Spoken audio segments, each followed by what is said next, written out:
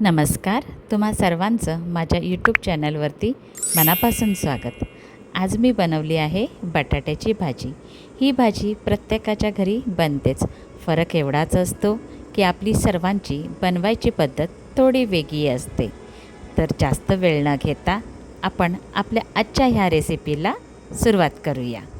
भाजीसाठी मी ही बटाटी कापून घेतलेली आहेत, एक मोठ्या साईजचा कांदा कापून घेतलेला आहे आणि 2 टोमॅटो कापून घेतलेले आहेत।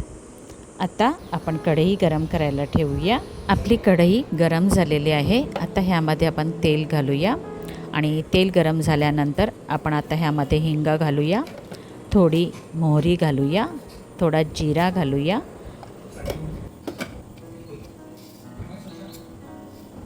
ह्यामध्ये आपण बारीक कापलेला कांदा घालूया आणि हे सर्व आपण आता तेलावर परतून घेऊया। गॅस आपल्याला मध्यम आचेवरच ठेवून द्यायचा आहे। ही भाजी आपल्याला तेलावर बनवायची आहे, तर ह्या भाजीसाठी देखील आपल्याला तेल थोडं जास्त घ्यावं लागेल।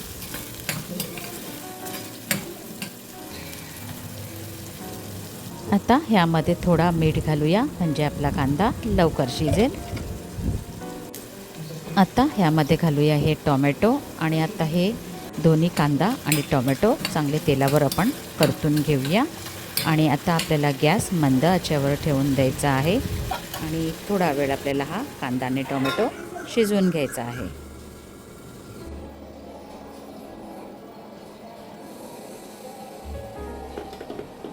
कांदा आणि टोमॅटो आपलं तेलावर चांगलं परतून झालेलं आहे।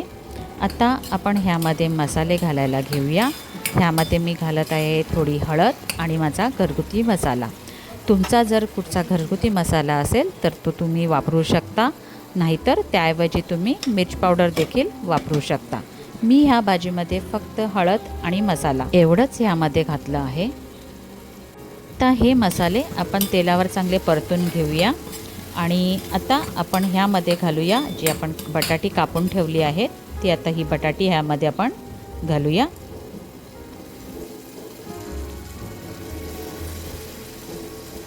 बटाटी घालून झाल्यानंतर आता ही बटाटी आपल्याला ह्या मसाल्यांसोबत तेलावर परतून घ्यायची आहेत आणि आता आपल्याला गॅस मंद आचेवर ठेवून द्यायचा आहे, कारण आता ही भाजी आपल्याला मंद आचेवर शिजवून घ्यायची आहे।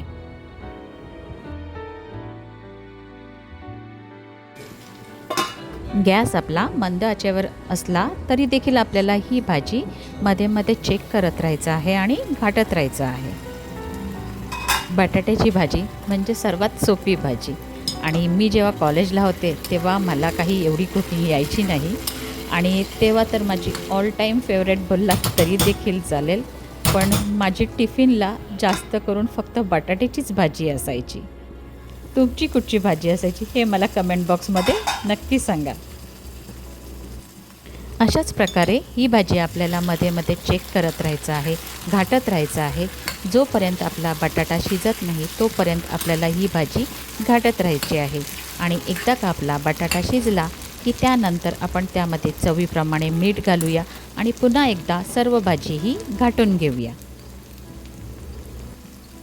सर्वात साधी, सोपी आणि सहजपणे कुणीही बनवू शकतो अशी ही आजची आपली बटाट्याची भाजी। बटाटे भाजीचे तर केवढे प्रकार आहेत। तुम्ही हळदीवर बनवू शकता, मसाल्यावर बनवू शकता, तुम्ही रस्सा देखील बनवू शकता आणि जेवढी ती साधी सोपी आहे तेवढीच ती चवीला देखील खूप छान आहे। आता ही भाजी तुम्ही चपातीसोबत, भाकरीसोबत अगदी आवडीने खाऊ शकता। मग आता ह्याच्यावर आपण छानशी कोथिंबीर टाकूया आणि गरमागरम सर्व करूया। आजची रेसिपी आवडली तर लाईक करा आणि आपल्या चॅनलला सबस्क्राईब करायला विसरू नका। थँक्यू।